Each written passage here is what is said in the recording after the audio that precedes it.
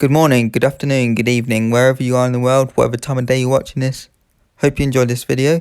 I'm going to tell you how you can take a photo with your voice on iOS. You're going to go over to settings, and then you're going to go down to accessibility.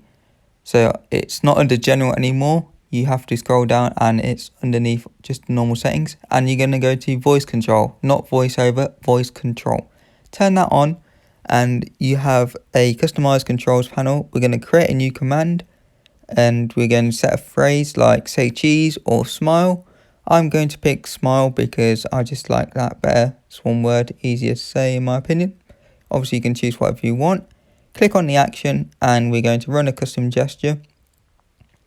Now you're going to tap on the screen where you're going to have the shutter button, so like in the bottom middle sort of section, and we're going to set the application to camera because it's a camera app. Going to click save and just go back, and now we can go onto the camera app. So on the camera app we have this little pop-up. I'm not sure why that is. Maybe it's because I have some of the apps using my camera. I'm not too sure, to be honest. I've never really noticed that. Anyways, let's take a photo using the new command word smile, and as you can see it just took a photo and the keyword command word comes up at the top in the middle, so you know that it's worked, as well as the little like animation for when you've taken the photo at the bottom.